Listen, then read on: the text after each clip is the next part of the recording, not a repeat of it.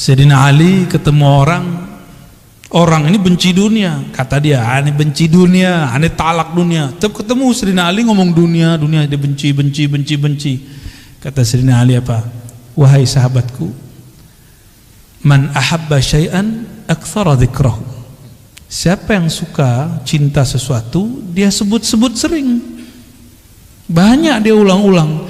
Sebenarnya di hatimu kamu cinta dunia. Cuma mau melawan itu atau mau ngeles baru kelihatan bukan cinta dunia. Udah, Sayyidina Ali ajarin cara biar gak cinta dunia. Dunia itu hanya bisa ditolak dengan nama Khaliknya, penciptanya. Maka masukkan nama Allah di dalam kalbu. Ya, baca terus nama Allah, ya Allah. Jadi kalau ada majelis zikir, kita datang seperti kita mau dapat bantuan, Pak. Jangan kemudian males mau siapapun yang memimpin zikir. Kalau udah ada majelis zikir di mana saja hadiri. Karena itu melatih dunia. Cuma masalahnya yang memimpin zikir ingat dunia gitu. Itu urusan dia. Urusan dia, Pak, ya. Urusan dia itu. Kita jangan suuzon sama orang. Ini antum ciri-ciri antum suka duit. Ada ustadz ngajar, tulis komentar. Atau dalam hati buat komentar, paling juga karena honor. Berarti otak ente otak fulus, nilai orang pakai duit mulu. Mana ada orang begitu semua? Paling ngaji hikam begini, apalagi orang yang bawa nama Allah, mimpin zikir, nggak mungkin. Dia butuh dunia, atau dunia butuh dia. Yang mana yang benar yang mana? Kayaknya dunia yang butuh dia, ya. Dunia itu kalau nggak ada orang zikir, hancur. Jadi dunia itu kenapa melayani orang-orang yang di kalbunya ada nama Allah? Karena si dunia mengatakan, kami akan hancur jika engkau tidak ada. Dalilnya apa? La taqumus sa'ah hatta la yuqalu fil ardi Allah, Allah. Hadis Imam Muslim, hadis sahih. Tidak terjadi kerusakan besar di muka bumi bernama kiamat sampai tidak ada lagi yang mengatakan atau dikatakan disebut-sebut namanya Allah, Allah. Jadi selama masih ada yang baca nama itu, antum aman. Jadi baik-baik sama ahli zikir, ya. Walaupun kita kurang zikir nggak apa-apa, antum baik-baik sama dia. Kata Imam Abdul Qasim Junaid Al-Baghdadi, tasdiq ulubina wilayatun sughra. Mau jadi wali nggak? Nggak ribet, gampang. Mau jadi wali Allah nggak? Ini ngomong bukan saya nih, Imam Junaid. Imam Junaid ini imam salafus soleh, wali kutub, wali ghaus di zamannya, pewaris mutlak Rasulullah di zamannya. Imam Junaid. Apa kata beliau? Kamu mau jadi wali? Gampang. Tasdiq ulumina, percaya, terima ilmu kami. Bukan hanya zikirnya, ilmunya.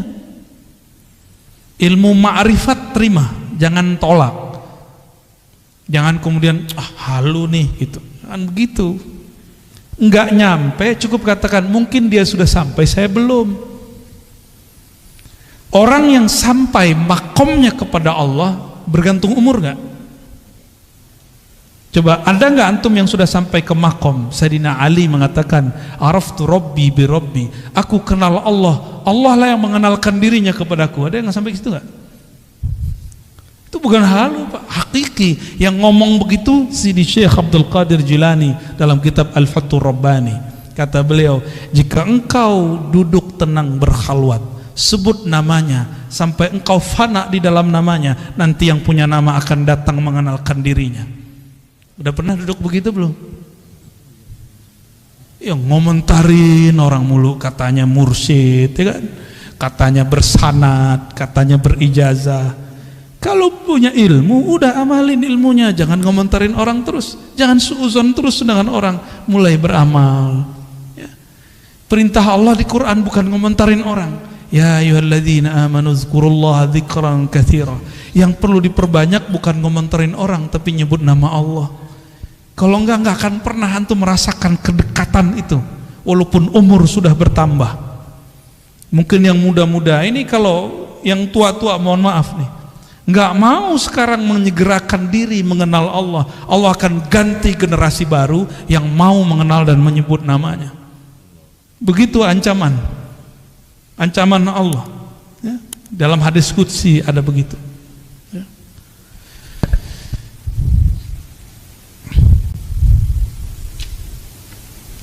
Ma tawaqqafa matlabun anta talibuhu bi rabbik wa la tayassara matlabun anta talibuhu bi nafsik.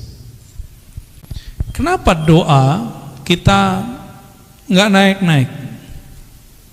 Karena engkau tidak memintanya dengannya, tapi engkau meminta dengan egomu, kepentinganmu.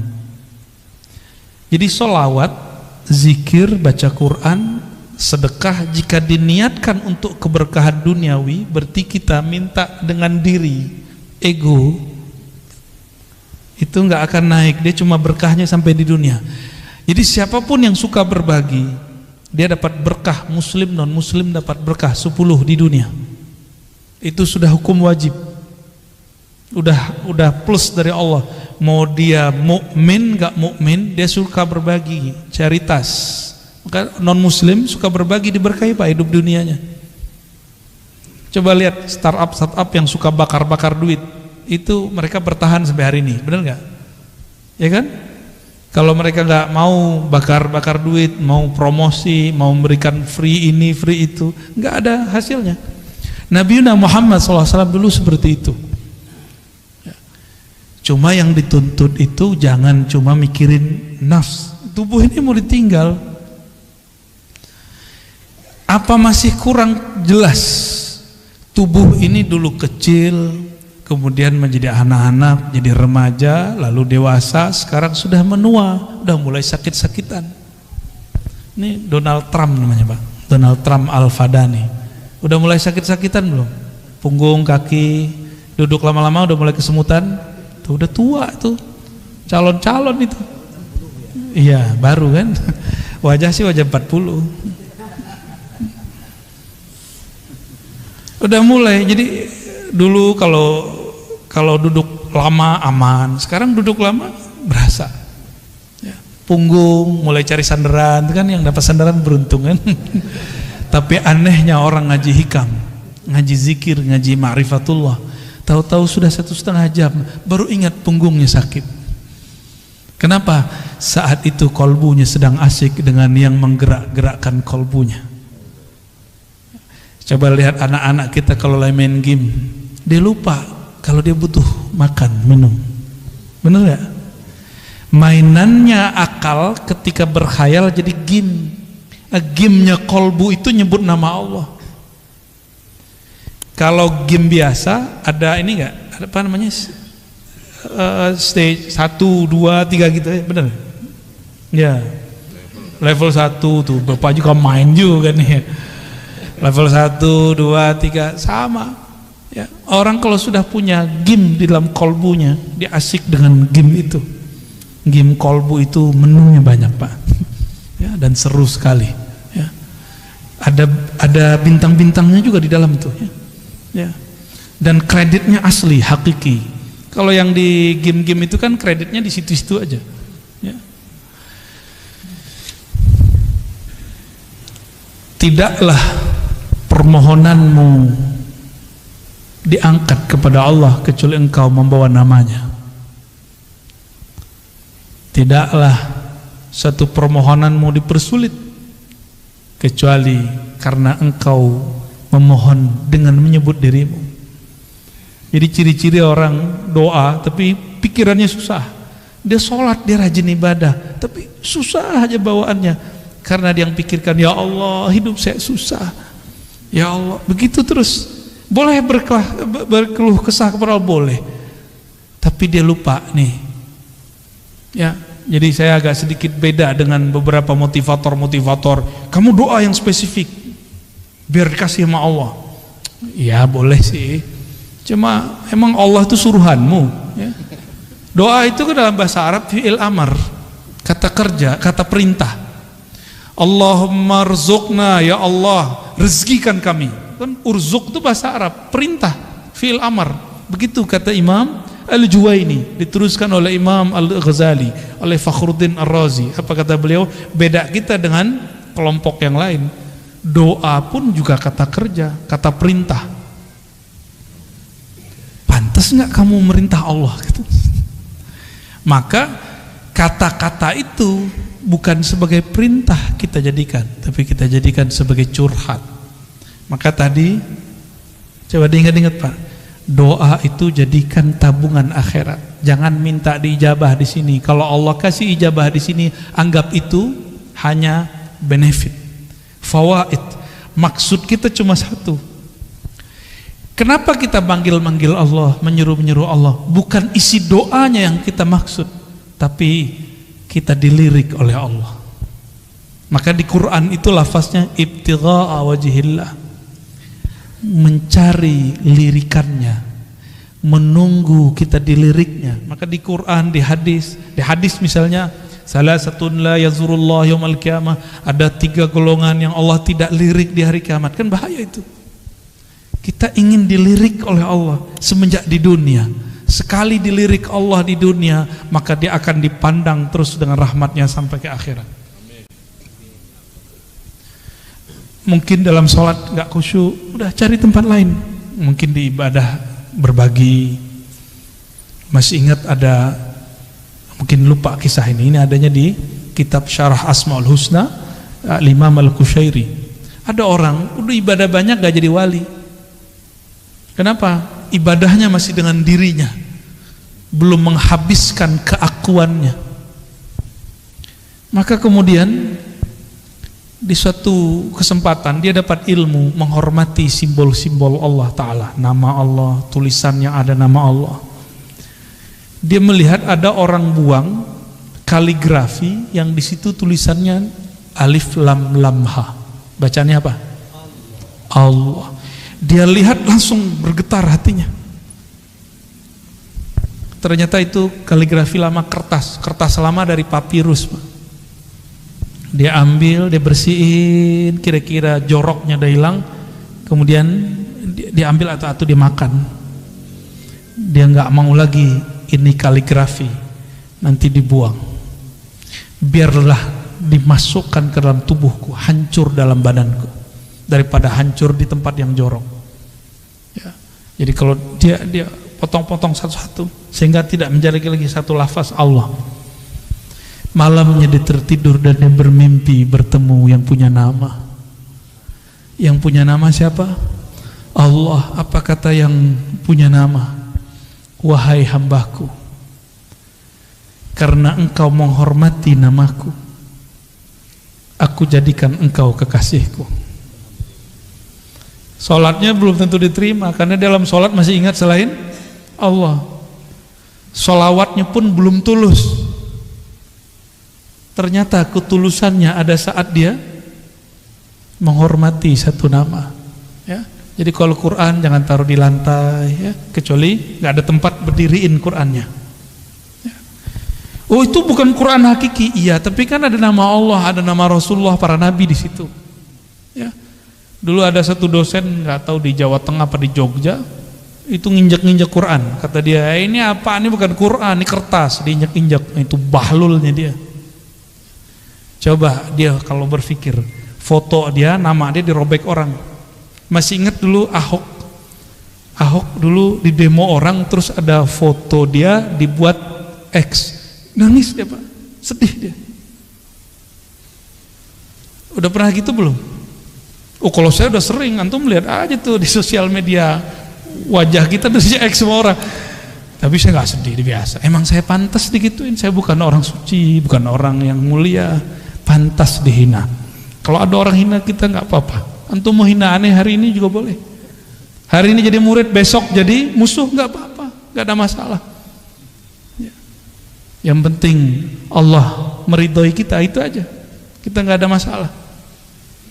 Mau dicoret 1000 kali juga nggak apa-apa. Yang penting Allah yang menciptakan saya nggak coret saya. Antum aja yang coret nggak apa-apa. Ya. Kalau Allah nggak coret, yang dicoret ntar siapa? Sedih, Pak, ya.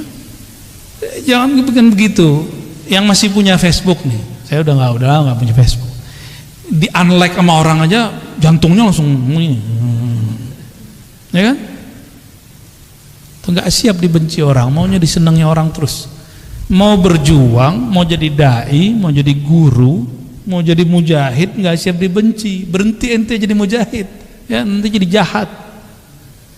Kenapa? Salah satu perjuangan itu pasti dibenci orang, salah satu perjuangan dakwah dibenci orang karena kebenaran yang kita yakini pasti, dan itu sudah sunnatullah. Yang paling banyak dibenci siapa? Baginda Nabi Muhammad SAW ya, sampai diusir ya. Kita beruntung dakwah-dakwah kita masih dimudahkan oleh Allah di akhir zaman ya.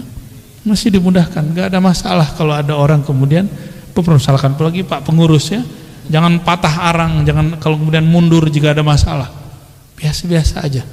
Orang akan tambah dewasa jiwanya, akan terlatih kolbunya, akan murni kolbunya jika ketemu masalah.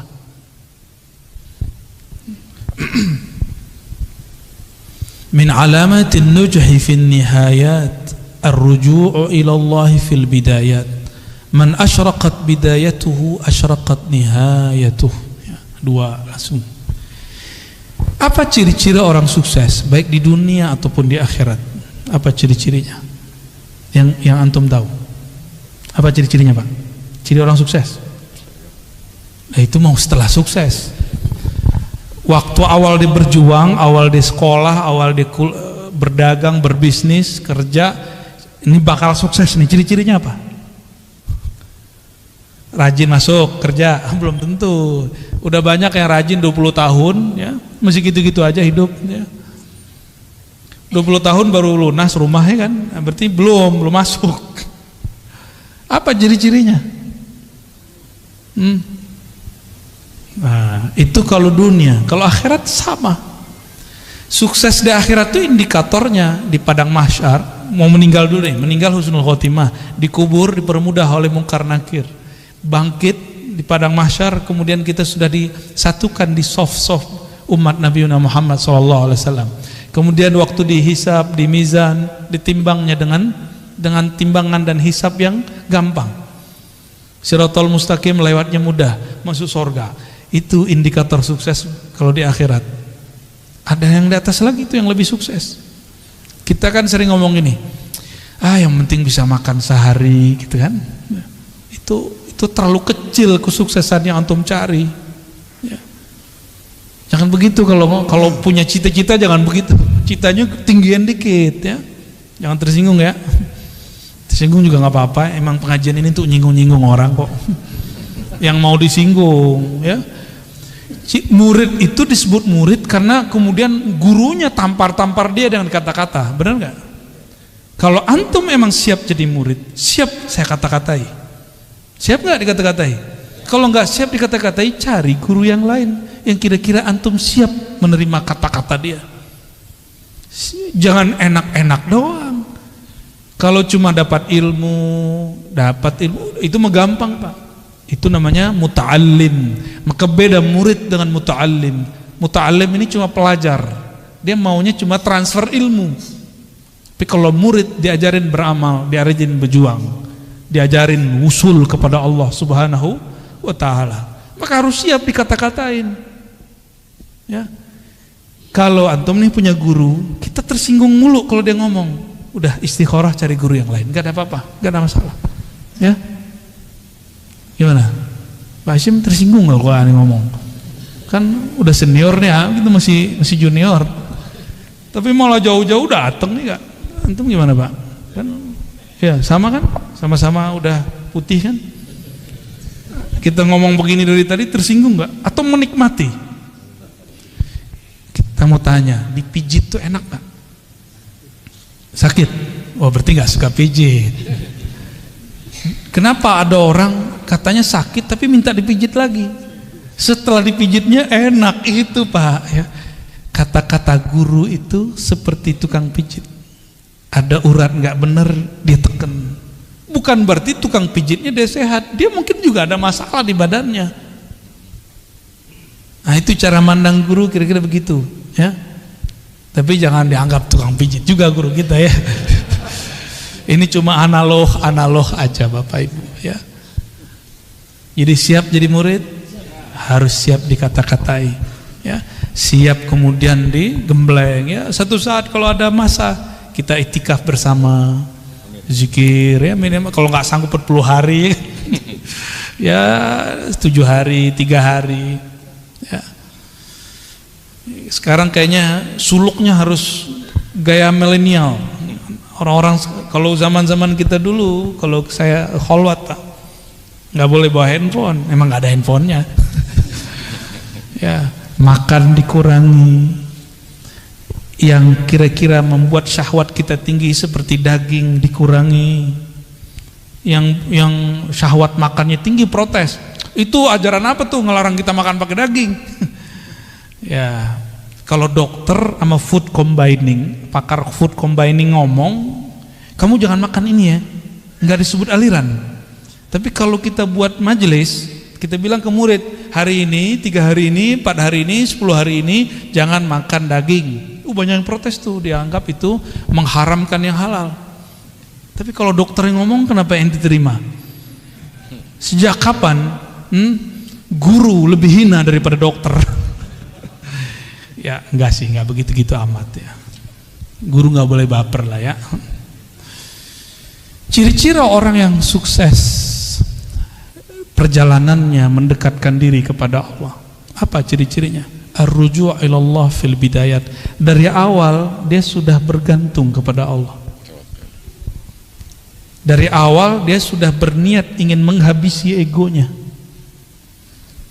Maka apapun titah gurunya diikuti. Dia rajin beramal ya. Baru berhasil ya. Man asyraqat bidayatuhu, siapa yang rajin di awal dia masuk bekerja, di awal dia berkhalwat berlatih, di awal dia ngaji, asyraqat nihayatuhu, maka terang benderanglah ujungnya, pasti dia sukses.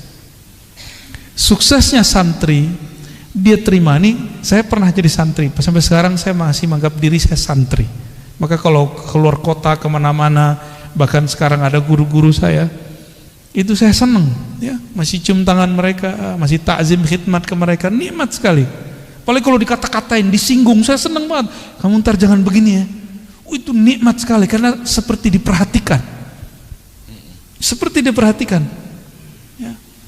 Nggak ada tersinggung saya. Malah senang. Karena selama ini nyinggung orang mulu, nggak ada yang nyinggung saya. Jadi ketika ada yang nyinggung tuh senang. Tapi kalau guru nggak nyinggung, maka saya cari orang yang nyinggung itu orang yang memusuhi saya. Tapi saya tidak akan memusuhi dia. Kadang-kadang aib kita yang bisa baca musuh. Maka bersyukurlah punya musuh. Tuh ada nggak antum yang begitu? Ya, hidup tuh indah. Walaupun si musuh ini dadanya sudah deg-degan ya, mau ketemu kita mah biasa aja. Kita nggak musuhin dia. Ya. Kolbu yang dipenuhi nama sang baginda, yaitu Muhammad sallallahu alaihi wasallam, dia sudah tidak ada lagi memusuhi siapapun kecuali dalam nama Allah subhanahu wa ta'ala ya. Man asyraqat bidayatuhu, maka siapa yang rajin belajar di awal, maka jadi ulama di ujung. Rajin beramal di awal, maka menjadi zahid, menjadi amil di akhir. Rajin bermakrifat di awal ya, maka dia akan jadi wali Allah di ujung. Mastudi'a fi ghaibis sarair, zahara fi syahadatiz zawahir. Mau tahu isi hati orang, nggak perlu pakai merem-merem, Pak. Nggak perlu pakai wirid 1000. Mau tahu? Duduk sama dia agak sesaat, apa obrolannya? Ya, beberapa waktu. Ya, kadang ada orang yang nyamar jadi ahli dunia. Tapi gimana pun dia mau nyamar, nanti akan keluar disebut nama Allah, disebut nama Rasulullah, hatinya kemudian luluh. Berarti dia lagi nyamar. Sebagaimana ada orang yang nyamar benci dunia, tapi kalau sebut dunia matanya berbinar ya. Katanya benci ini, benci itu. Saya nggak bakal beli ini, nggak bakal beli itu. Tapi kalau ada orang lewat pakai mobil itu, mobil ini, nyesek dadanya. Ya, ada orang yang ngata-ngatain saya dulu, Pak, ada. Saya nggak bakal beli ini. Tahu-tahu nggak ketemu kita, udah beli. Ya, saya mah seneng. Coba ketawa aja kalau ingat ya. Maka sama dunia itu nggak usah kemudian bilang benci-benci. Cukup katakan aku cinta Allah, nggak usah bilang benci dunia. Nggak usah bilang benci dunia, munafik kita nanti. Ya, toh ada kecenderungan kepada dunia, benar nggak? Ya. Ya. Maka saya tidak akan bilang saya benci dunia. Ntar dunianya nggak mau datang sama saya juga. Ya, kita cukup mencintai yang ngatur si dunia. Mastudia fi ghaibis sarair, apa yang ustudia, yang tersimpan di dalam gaibnya sir seseorang. Di dalam diri kita ada sesuatu kalimat cinta benci yang tersimpan, zahara fi syahadatiz zawahir, akan muncul, akan keluar dengan persaksian yang zahir, baik dari kerut wajah, cahaya muka, lidah, kata-kata, kecenderungan hati, dan lain sebagainya. Itu akan muncul. Ya, itu pertanyaan kita tadi. Kalau dalamnya teh, pasti keluarnya teh. Kalau memang di dalamnya bertahta nama Allah, pasti keluarnya tentang Allah. Jika di dalamnya tentang Nabi Muhammad, pasti keluarnya kerinduan kepada Nabi Muhammad. Jika di dalamnya bukan dua nama ini, ya, maka pasti yang keluar itu syattan baina may yastadil. Nah, ini bagian terakhir ya. Ini ngebut nih Pak, biar cepat selesai hikamnya. Karena kalau pakai model yang sebelumnya, yang mulai jam 12 sampai jam 3, itu satu bisa 1 jam, bisa 2 jam, bisa 3 jam, bisa sehari semalam. Nah, ini kita kebut karena ada orang yang nggak sabar pengen cepat khatam. Syattan baina may yastadillu bih aw yastadillu alaih.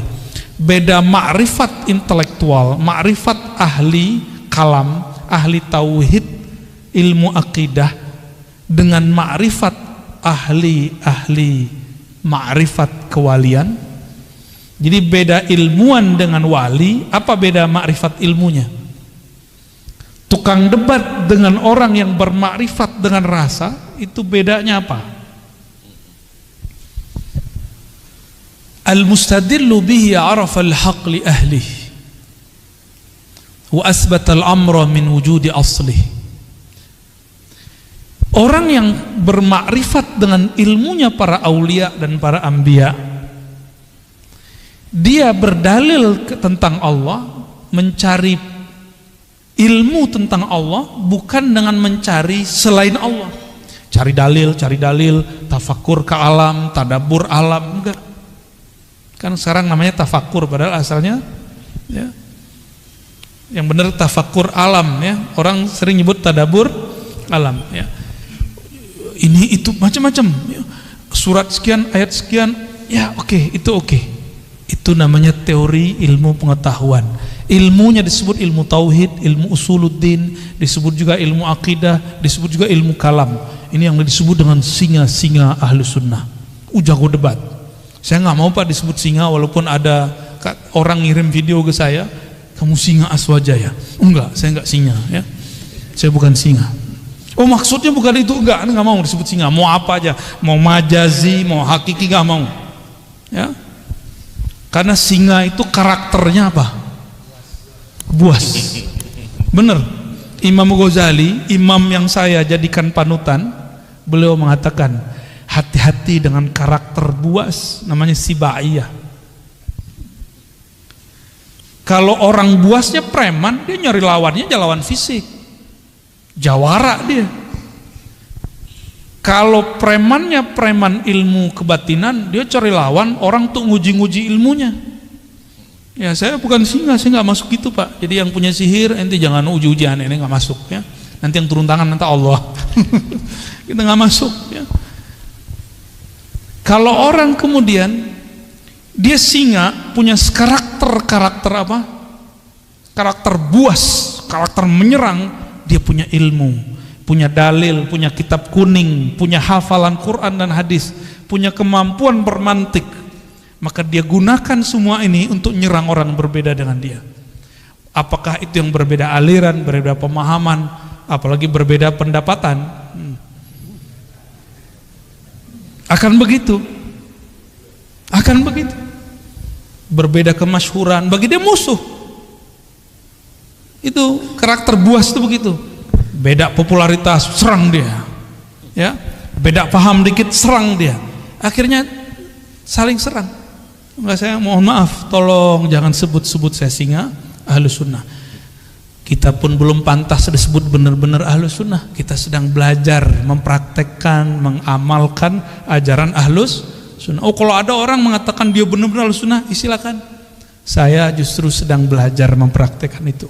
Ya, sedang berusaha bermujahadah. Kalau ada yang sudah jadi panitia kebenaran Ahlus Sunnah, silakan. Saya nggak masuk, ya. Kita nggak ada urusan dengan itu. Dan jangan ikut-ikutkan Ar-Razi, ya. Kita nggak masuk. Nah, karakter ini yang harus kemudian dijinakkan. Yang menjinakkan hanya karena yang ilmu ini dulu dikembangkan oleh Imam Ghazali, ilmu singa ini. Dulu Imam Ghazali itu kan disebut Hujjatul Islam. Gelar singa itu dulu, gelar bahasa Arabnya Hujjatul Islam. Yang hujahnya kalau dia berdalil, dia berdebat, pasti orang kalah. Nyari lawan terus. Imam Ghazali itu nggak ada lawannya.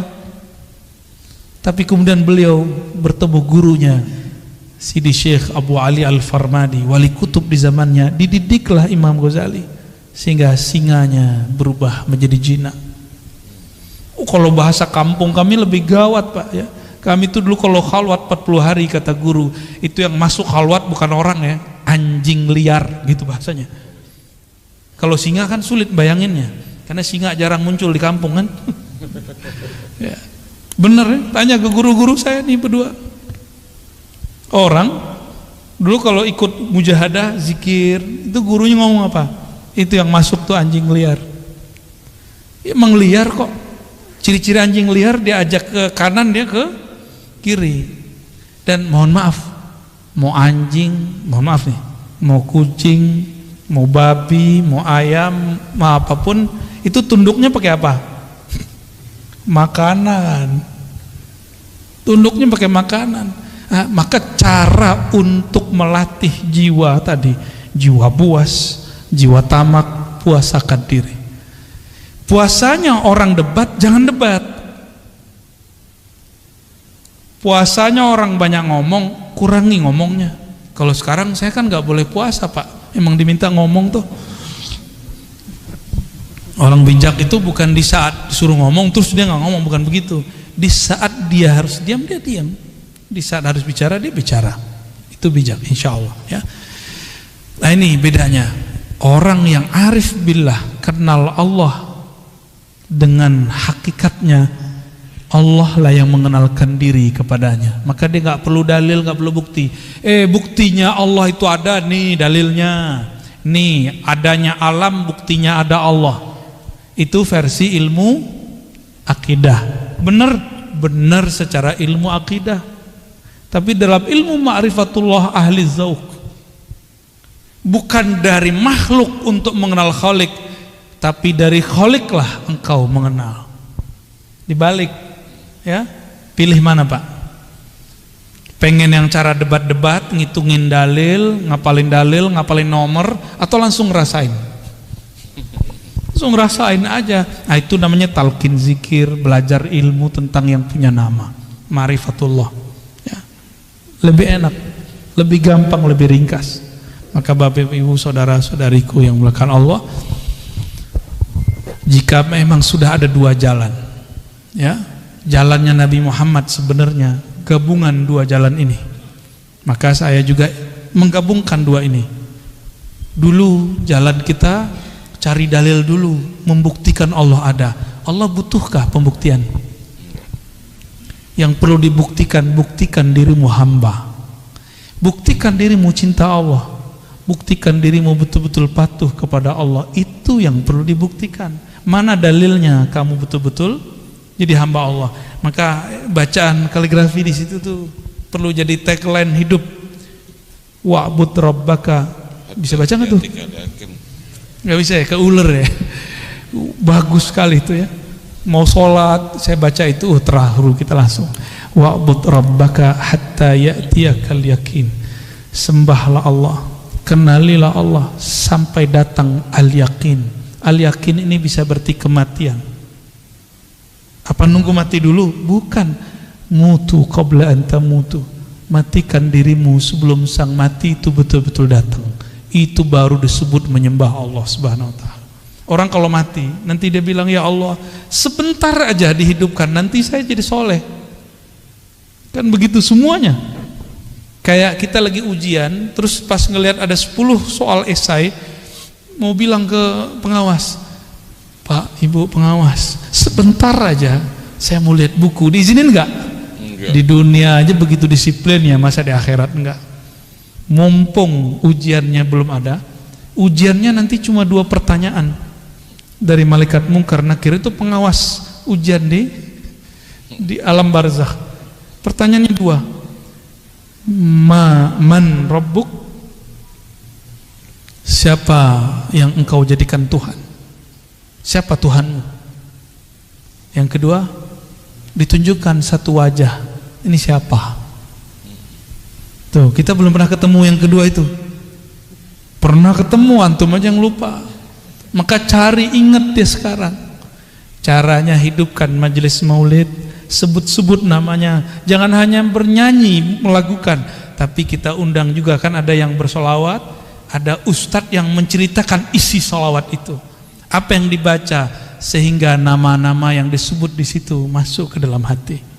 Itu anjuran. Jadi idealnya majelis solawat begitu ya, kalau mengundang orang, request menceritakan apa yang ada di kitab Barzanji, di Ba'i, itu yang kita minta ya. Jadi membaca, dengerin di Ba'i itu betul-betul berasa di kalam kolbu. Bapak Ibu saudara-saudari dimuliakan Allah, semoga makrifat kita sudah naik kelas. Bagus dalil A, B, C, D, tapi semoga nanti dalilnya adalah Allah itu sendiri. Amin. Apakah namanya, apakah perbuatannya, apakah sifatnya, apalagi zatnya yang datang mengenalkan diri ya. Semoga Allah menjadikan kita bagian dari mereka. Amin ya rabbal alamin. Wassallallahu ala Muhammad. Makasih Buya, malam ini kita sudah mendapatkan ilmu 7 bab dibahas pada kesempatan malam ini. Namun ada beberapa yang mau ditanyakan bagi para jamaah, bisa nunjuk tangan kita. Ya, silakan. Ya, makasih. Assalamualaikum warahmatullahi wabarakatuh. Yang kami hormati guru kami Buya Ar-Raji Hasib, dan beliau kita doakan selalu sehat, panjang umur, ilmunya manfaat buat kita sekalian.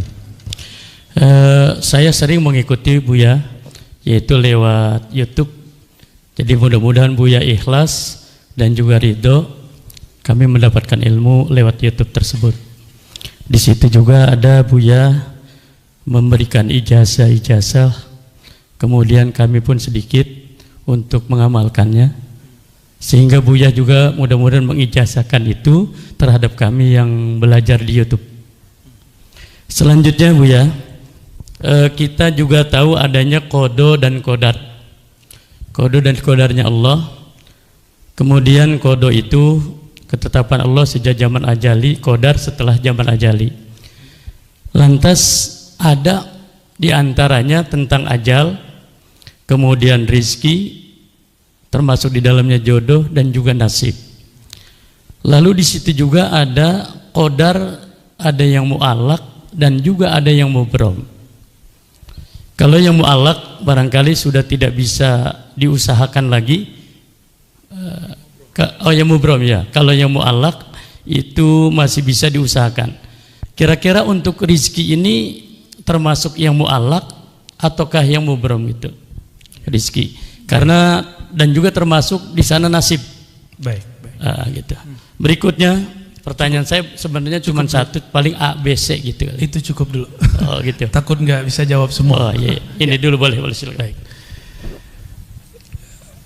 Ijazah-ijazah yang kita sampaikan dalam kajian-kajian itu silakan diamalkan kecuali talqin. Talqin harus ke ahlinya. Ya, kalau ada mursyid di kampung kita ambil ke ilmunya ke mereka. Ya. Mengenai takdir, ya, istilah takdir yang digantung mu'allaq bahasa Arabnya, jadi belum terjadi. Ada takdir yang mubram. Bapak itu sukunya apa, Pak? Sukunya apa? Betawi. Bisa protes nggak? Coba saya lahir jadi orang Arab gitu, bisa nggak? Nah, itu namanya mubram. Ya, itu menurut ilmu akidah nih ya. Ini ada versi lainnya ntar. Karena kalau dalam kitab begitu aja, yang kitab ilmu akidah. Tapi dalam kitab ilmu ma'rifatullah itu lain lagi. Ya, ada yang lebih dalam dari itu. Kita ini ditakdirkan hidup di akhir zaman. Bisa nolak nggak? Bisa nolak? Udah terima aja. Itu namanya takdir mubram. Lahir pengennya kulit kayak orang Korea, ya. Ya, nggak enak juga kali. Tapi ternyata lahir kulit sawo, ya, sawo mateng apa telur mateng. Nggak jelas ya. Kita nggak bisa protes, udah begitu aja. Jadi, apapun yang dia mau, bagi saya, mohon maaf.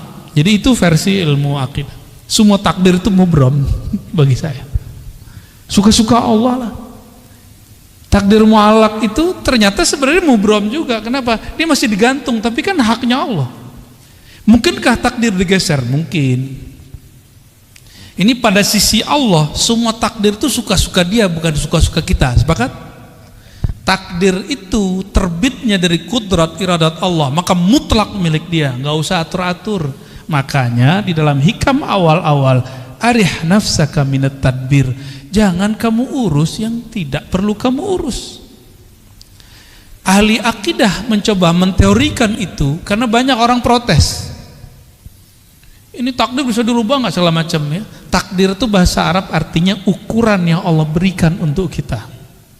Kita dikasih ukuran 10, tergantung kita ngambil berapa. Harusnya antum tuh suksesnya 10 kali lipat, cuma ngambilnya cuma 2. Salah siapa?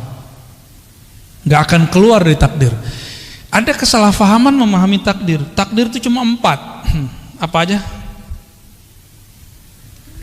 Waktu kita dalam janin, takdir cuma 4, Ustaz, ya. Apa aja tuh? Apa? Ajal. Cepet amat ajal. Dikatbi rizqihi, rizki dulu. Rizki itu jodoh 1. Jodoh itu rizki. Bikatbi rizqihi, nggak ada di hadisnya wa jodohihi, nggak ada. Bikatbi rizqihi 1. Terus wa amalihi, amal dulu. Ngapain kamu nanti gitu. Itu amal bahasa Arabnya. Terus yang ketiga apa? Wa ajalihi, baru ajal. Jangan langsung ajal, Pak. Cepet amat mau ajal aja ya. Baru yang keempat, syaqiyun au sa'id. Dia nanya ahli surga apa neraka. Gitu. Bahagia di surga atau sengsara di neraka. Itu maksudnya, bukan bahagia di dunia, bukan itu. Banyak yang salah terjemah itu. Syaqi, dia sengsara masuk neraka, atau sa'id, dia bahagia masuk surga. Tuh ini aja udah panjang aneh jelasin. Antum mau nambah lagi pertanyaan. Rezeki, saya mau tanya. Kalau kita waktu kecil dulu nggak punya gaji, rezeki datang nggak? Dianterin oleh mak kita ya Kak? Bener? Waktu sekolah dulu kita dibayarin orang tua kita. Dianter nggak? Dianterin. Dianterin rezeki itu. Cuma karena setiap hari kita melihat orang berangkat kerja, pulang, berangkat, pulang, berangkat, pulang, orang mengira rezeki dicari. Sejak kapan rezeki dicari?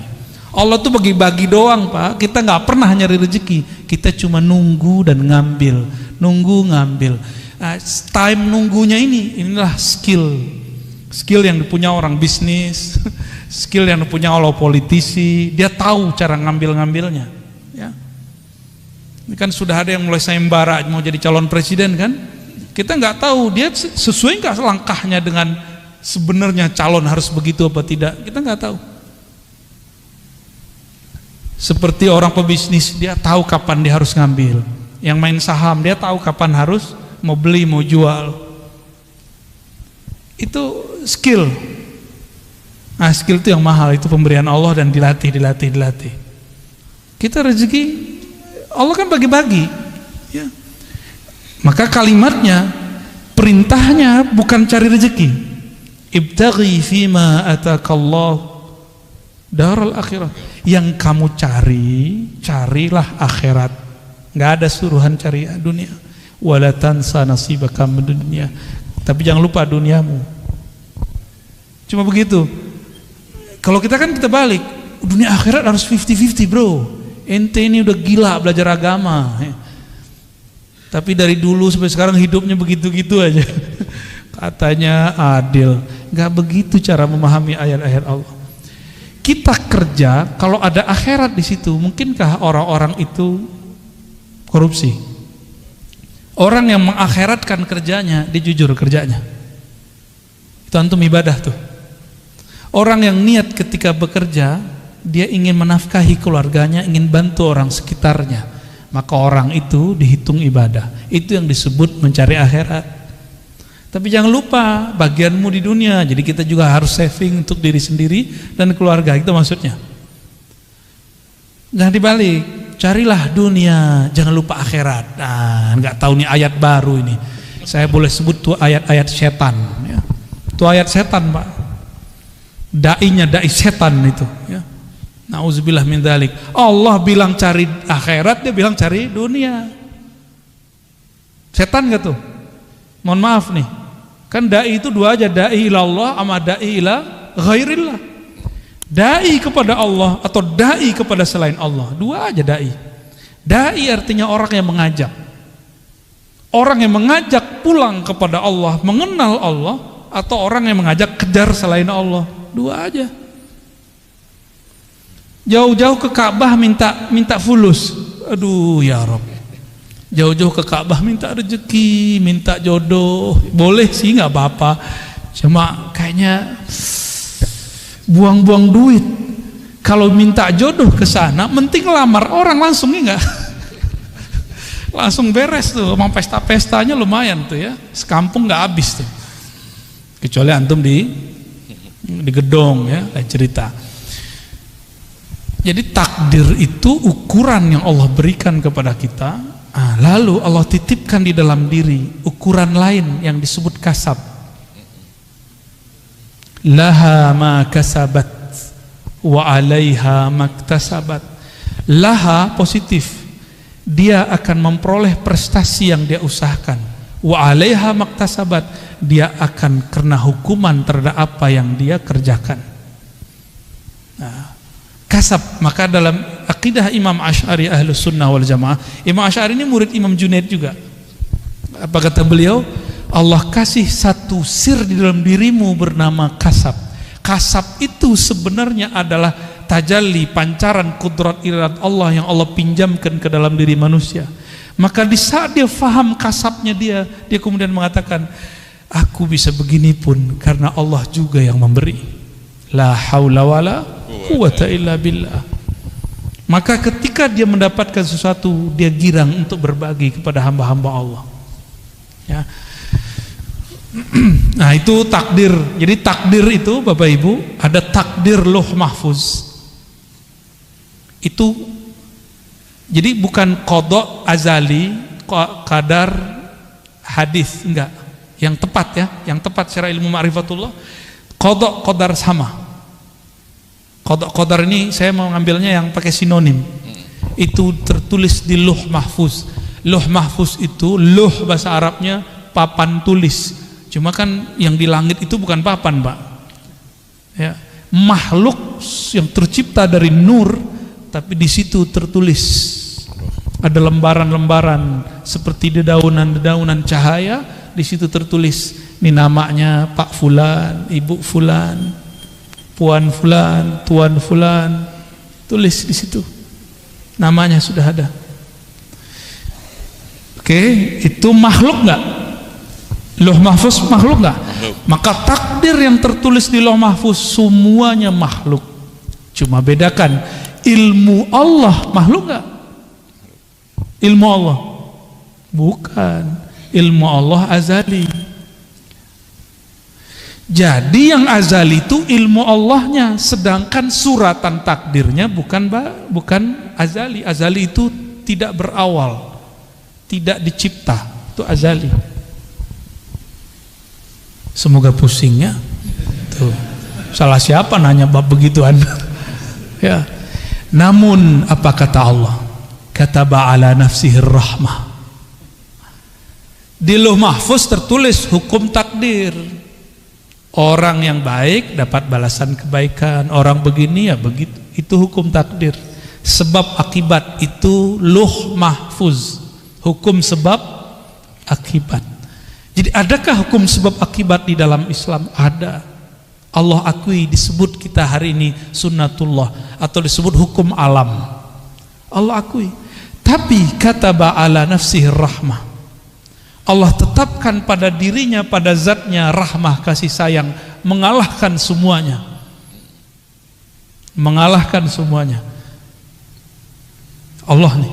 Maka Allah mengatakan Ar-Rahman ala arsyistawa, Dia yang maha pengasih, penyayang itu bersemayam, meratakan, memenuhi semua aras. Dan aras itu meliputi alam semesta. Tubuh ini diliputi oleh aras Allah. Tubuh antum semua diliputi oleh aras Allah. Aras itu diliputi Ar-Rahman. Berarti diri kita ini di sisi arasnya Allah itu liputan rahmat. Jadi jangan bawa hukum takdir ke Allah, namanya keadilan. Jangan cari keadilan kepada Allah, jangan cari hukum sebab akibat kepada Allah. Kalah kita. Sama sholat yang tadi kita nggak diterima. Maka Imam Asy'ari bilang, jangan pernah cari keadilan Tuhan, minta rahmat Allah. Itulah Nabi ngomong, kamu masuk sorga bukan dengan amalmu. Karena kalau amal keadilan, hukum keadilan, jangan pernah minta keadilan Allah. Masuk sorga itu karena rahmat. Dapat hidayah, jadi wali Allah, jadi kekasih Allah, dapat ilmu itu karena rahmat. Ciri-ciri orang dapat rahmat di kolbunya, tidak ada lagi rumus-rumus kebencian. Gimana? Di kolbu kita sudah begitu belum? Katanya baca bismillah tiap hari. Imam Syafi'i, kenapa mewajibkan baca basmalah bagian dari Fatihah? Baru berharap orang-orang yang bermazhab Syafi'i, murid-muridnya nanti kolbunya dipenuhi dengan Rahman dan Rahim. Maka saya berdoa semoga kita, saya dan yang hadir semua yang bermazhab Syafi'i ataupun yang tidak Syafi'i, yang selalu melazimkan baca Bismillahirrahmanirrahim, semoga kasih sayang Allah tumpah ruah dalam kolbu ini. Amin. Kalau sudah penuh di ini, dalam kolbu ini nama Allah, keluarnya pasti sayang, sayang, sayang. Bukan benci, benci, benci. Ya, Allah mamla' qulubana birahmatik. Ya Allah yang maha penyayang, amin, yang kasih sayangnya meliputi arasnya, amin. Tubuh kami apalah dibandingkan arasmu ya Allah, amin. Ya Allah, Engkau menyebut nabimu dengan rahmatan lil alamin, amin. Dan Engkau menyebut bahwa Engkau akan memberikan posisi yang tinggi untuk nabimu rahmatan lil alamin. Wa sallallahu ala sayyidina Muhammad walhamdulillah rabbil alamin. Al-Fatihah. A'udzubillahi minasyaitan. Bismillahirrahmanirrahim. Ya na'budu wa iyyaka nasta'in. Shiratal ladzina Alhamdulillah rabbil alamin. Amin amin rabbil alamin. Istajib da'awatina bi sirri suratil Fatihah. Amin. Wa bi sirri sayyidina al-Fatih Sayyidina Muhammad sallallahu alaihi wasallam. Subhana rabbika rabbil izzati amma yasifun. Wassalamun alal mursalin. Walhamdulillah rabbil alamin. Demikian dari kami Al-Fakir. Semoga bermanfaat. Amin. Semoga kami dan kita semua diridhai oleh Allah Subhanahu wa taala. Amin. Subhanakallahumma wa bihamdika asyhadu an la ilaha illa anta astaghfiruka wa atubu ilaik. Assalamualaikum warahmatullahi wabarakatuh.